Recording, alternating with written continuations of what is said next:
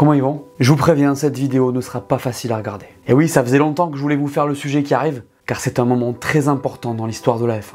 Un instant crucial, mais infiniment triste et dramatique. Aujourd'hui, je vous raconte le week-end le plus noir de l'histoire de la F1, le Grand Prix d'Imola 1994. Le circuit italien va en effet être le théâtre tragique d'un accident très spectaculaire de Rubens Barrichello le vendredi, de la disparition de Roland Ratzenberger le samedi et du décès d'Ayrton Senna le dimanche. En fait, c'est simple, Imola 94, c'est le premier jour du reste de l'histoire de la F1.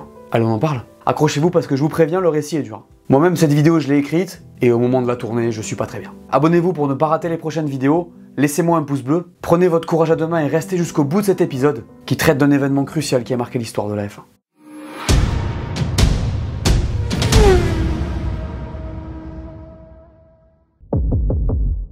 Avant d'aller plus loin, faisons un petit point sur ce début de saison 94. D'abord, il faut savoir qu'Alain Prost, le champion sortant, a pris sa retraite suite à son titre avec Williams et qu'Ayrton Senna a pris sa place. La voiture d'Adrian Newey était ultra dominante depuis 2 saisons grâce à ses aides électroniques et le Brésilien, cherchant absolument à piloter une voiture gagnante, a décidé de quitter McLaren pour Williams à l'intersaison. Le problème, c'est que la FIA va prendre une décision qui va tout changer. Elle va interdire ses aides pour la saison 94. Williams doit donc faire sans cet aspect fondamental de sa voiture et ça change tout.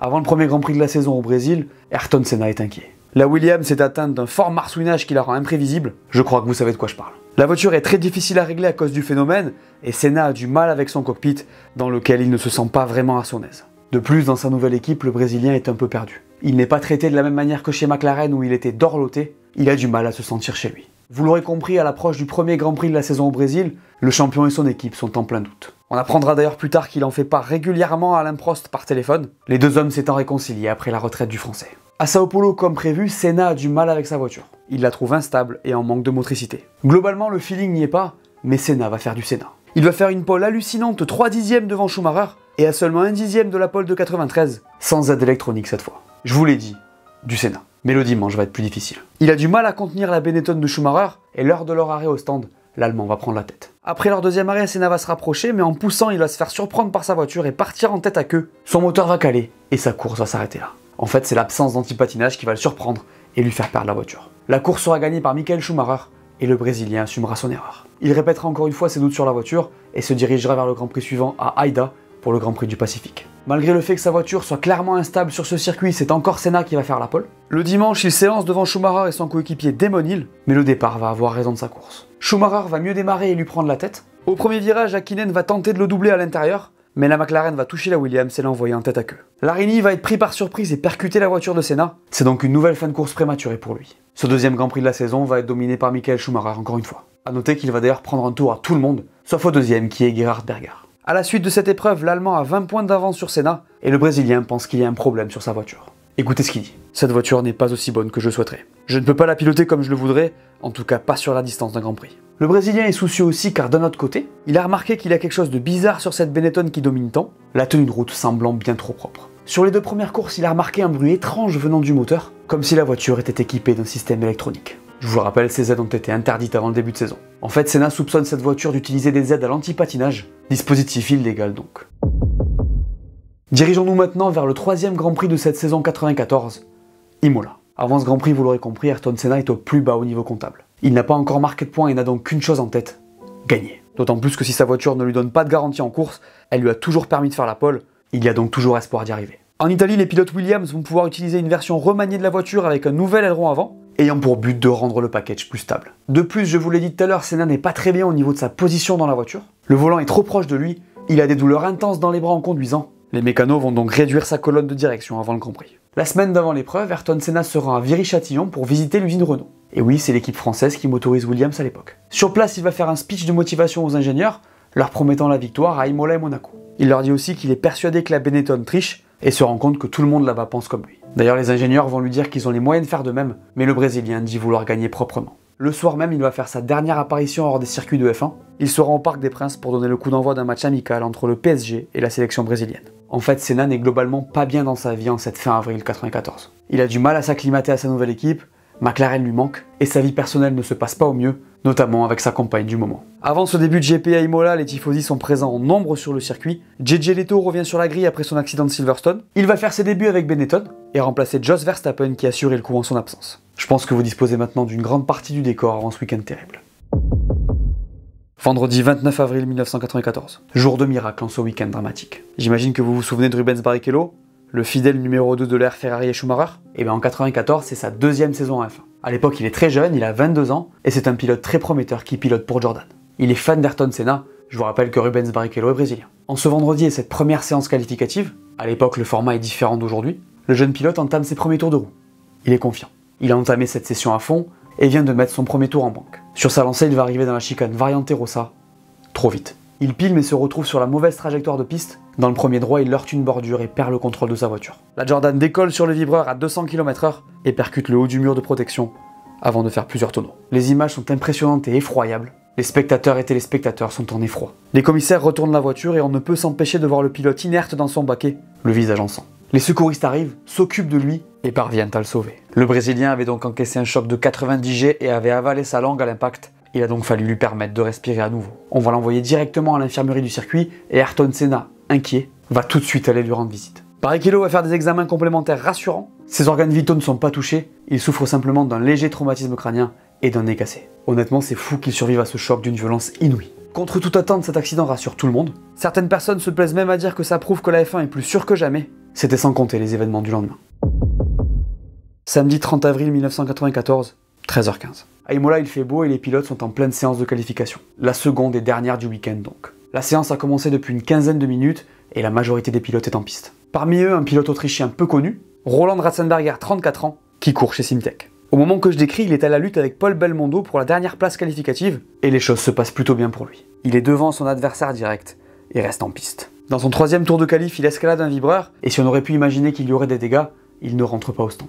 Il commence un nouveau tour chrono et entame la courbe Villeneuve à plus de 300 à l'heure quand son aileron avant s'envole. La voiture n'a plus aucun appui d'un seul coup et il en perd totalement le contrôle. Elle est propulsée contre le mur extérieur du virage et tape dans un angle très important. La Simtek rebondit, glisse doucement et finit par s'immobiliser dans le silence. Son côté gauche est complètement arraché et Ratzenberger est immobile dans sa voiture. Dans les derniers mouvements de la voiture, on a pu voir la tête du pilote suivre son mouvement sans aucune résistance, ce qui fait imaginer le pire au public. Le médecin de la FIA de l'époque, Sid Watkins, arrive sur les lieux en moins de 30 secondes et constate la gravité de l'état du pilote. Il est en arrêt cardiaque. Dans la pit lane, les mécanos sont épouvantés. Ayrton Senna, choqué, prend un véhicule et se rend sur les lieux. Il veut comprendre ce qui s'est passé mais impossible. Il est refoulé par les commissaires et pour cette action, il écopera même d'un blâme dans la soirée. Au même moment, les médecins tentent tout pour ranimer Ratzenberger. En vain, l'Autrichien est mort sur le coup. En revanche, la loi italienne demandant l'interruption de toute épreuve frappée d'un accident mortel, on va l'héliporter et déclarer officiellement son décès à l'hôpital de Bologne. Vous l'imaginez, pas question d'annuler le Grand Prix. Quoi qu'il en soit, cette nouvelle est un choc immense pour le monde de la F1. On n'avait pas vu de décès sur un circuit depuis 86 et sur un Grand Prix depuis Riccardo Paletti en 82.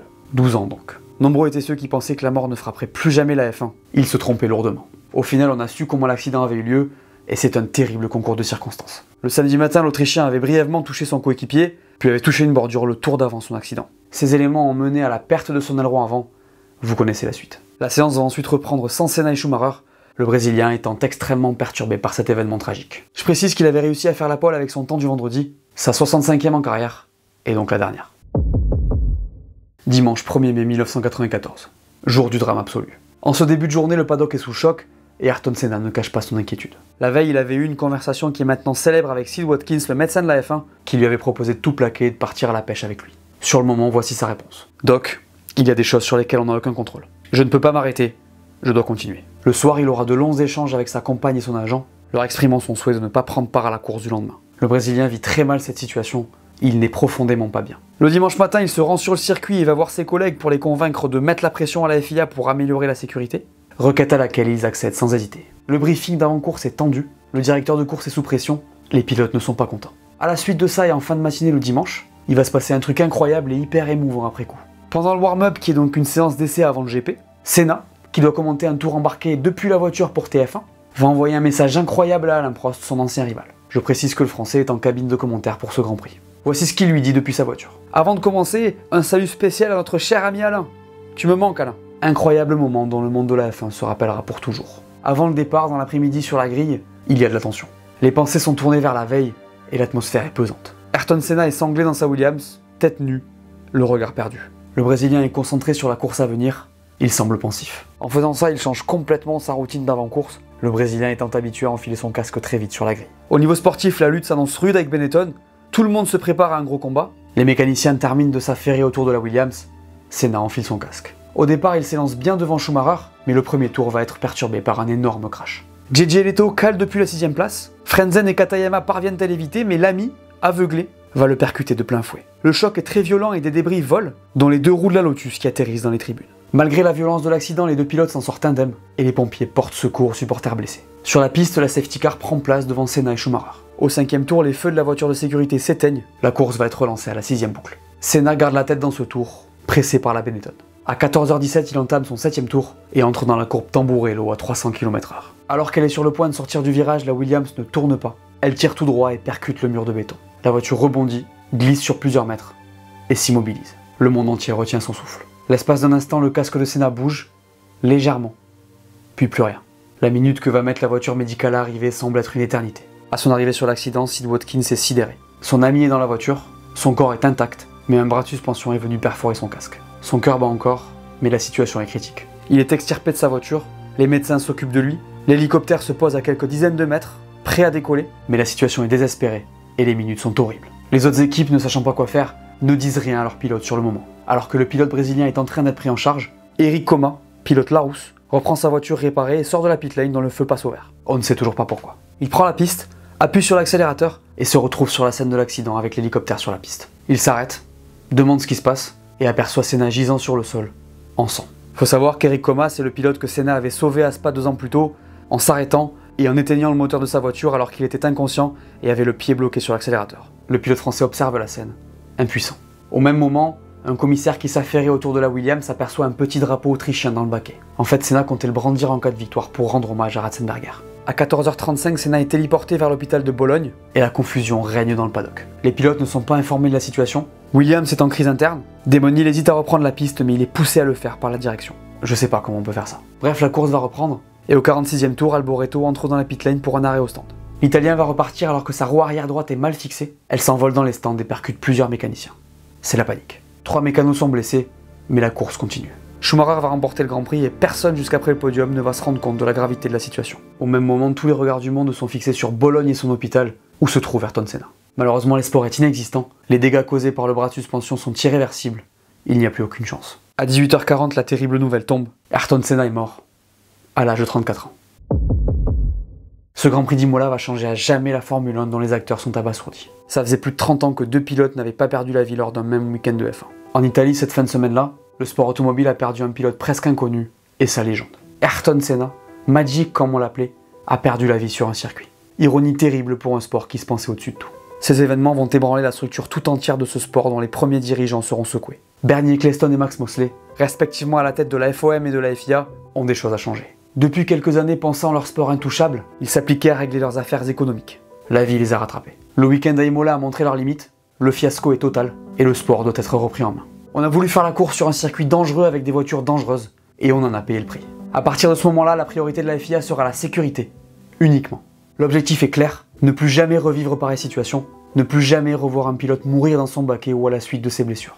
Malheureusement, ça arrivera à nouveau. Après tout ça, le deuil s'imposera chez les fans de F1 et dans le monde entier, parce que Senna est mort. Cette phrase lunaire qu'on ne supporte pas d'entendre résonne à nos oreilles comme le produit du destin. Ce champion hors norme, qui vivait dans une foi intense, ce maître de la vitesse adulé par des millions de personnes, ce héros du peuple brésilien marquera ce sport pour toujours et à tel point qu'aujourd'hui encore, quand on nous demande qui est le plus grand de tous les temps, un nom revient toujours à la bouche des connaisseurs et des pilotes. Senna. Au Brésil, ces funérailles montreront des scènes incroyables d'un peuple qui adulait une légende et un exemple qui inspirait les masses. Et dans l'esprit du monde entier, il y a eu un avant et un après le jour de son décès. J'espère que vous avez pu rester devant cette vidéo. Je vous avoue que pour moi, ça n'a pas été facile. Voilà, merci à tous de m'avoir écouté, j'espère que cette vidéo vous a plu. Laissez-moi un pouce bleu, dites-moi en commentaire ce que vous pensez d'Ayrton Senna, de sa carrière, de sa légende et de ce terrible week-end d'Imola 94. N'oubliez pas d'aller voir mes dernières vidéos que vous n'auriez pas vues, dites-moi tout. Et on s'abonne. Allez, ciao!